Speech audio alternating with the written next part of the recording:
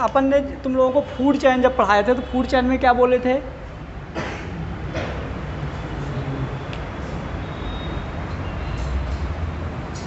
जब अपन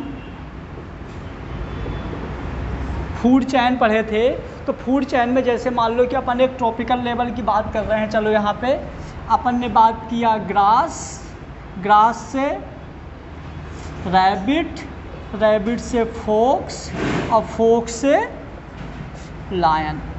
यदि अपना पूरा का पूरा इकोसिस्टम, यहीं से बहुत सारे क्वेश्चन आएंगे, कोई नोट नहीं करेगा अब, यदि अपना पूरा इकोसिस्टम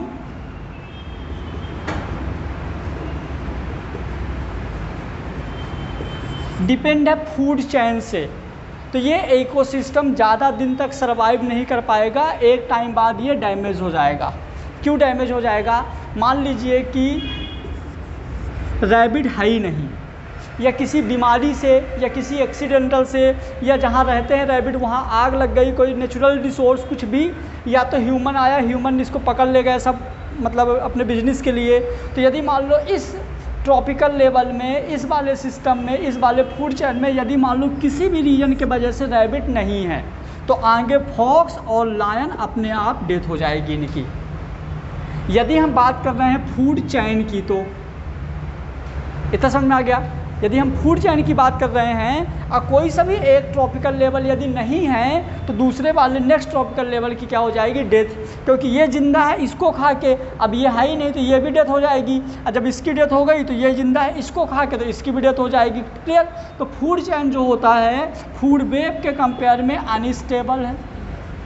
कैसा होता है? अनस्टेबल। अब देखो फूड वेब क्या है समझना। तो फूड वेब मैंने बताया कि ये एक ऐसा चैन होता है जिसमें मल्टीपल फूड चैन होते हैं, मतलब बहुत सारे फूड चैन होते हैं, और सारे के सारे फूड चैन का जो एनर्जी स्टोर वाला प्रोसेस होता है बाय फोटोसिंथेसिस, किसके थ्रू?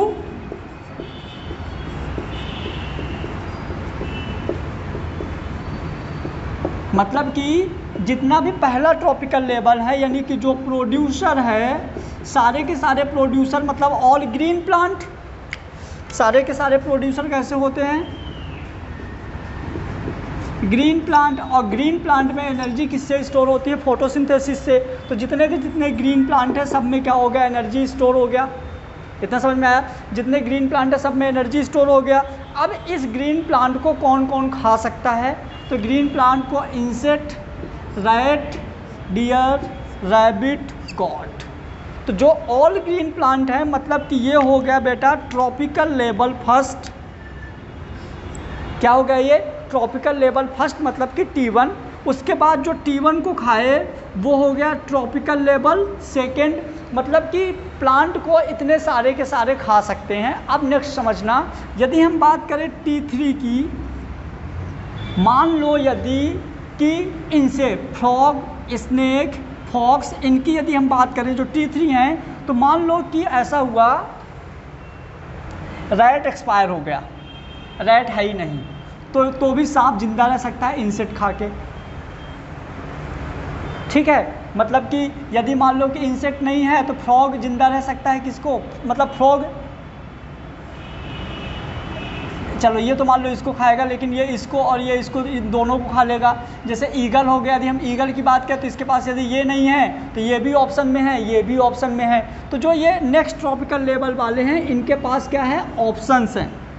क्या है? ऑप्शंस हैं। तो यहाँ पे देखो कोई ऑप्शन नहीं था, कोई ऑप्शन नहीं था, तो ये कैसा था? ये वाला अनस्टेबल था। लेकिन यहाँ पे जो ट्रॉपिकल लेवल है, जैसे T1 के अलावा, T1 तो हो गया अपना प्रोड्यूसर, फिर जैसे हमारा ये हो गया ये प्रोड्यूसर, ये हो गया बोलो प्राइमरी कंज्यूमर, ये हो गया सेकेंडरी कंज्यूमर, और ये हो गया टॉप कंज्यूमर। ठीक है? तो फूड वेब मतलब क्या होता है? यदि किसी के पास एक से ज़्यादा ऑप्शन है सरवाइव करने के लिए तो उसको हम क्या बोलते हैं? Food web. अब क्वेश्चन कैसे कैसे आते हैं इस टॉपिक से, तो क्वेश्चन समझो।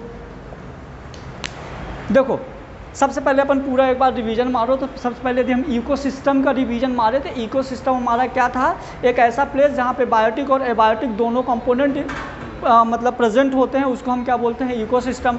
बायोटिक में सारे के सारे लिविंग थे, एबायोटिक में सारे के सारे कैसे थे? Non living. क्लियर? अब उसके बाद यदि अपन बात करें लिविंग वाले की, मतलब बायोटिक कंपोनेंट की बात करें तो दो चीज़ें थी बायोटिक में, क्या क्या था, प्रोड्यूसर और कंज्यूमर। प्रोड्यूसर में ऑल ग्रीन प्लांट्स और कंज्यूमर में क्या थे, ये मतलब एनिमल्स वाले जो थे, ठीक। उसके बाद फूड चैन, वो तो हम डिटेल पढ़ लिए थे। फूड चैन क्या था हमारा, जो एक ही सिंगल स्टेप होता है, मतलब फूड चैन होगा वहाँ पे ऑप्शंस नहीं होते। अब फूड वेब में एक से ज़्यादा ऑप्शंस होते हैं तो उसको हम क्या बोलेंगे,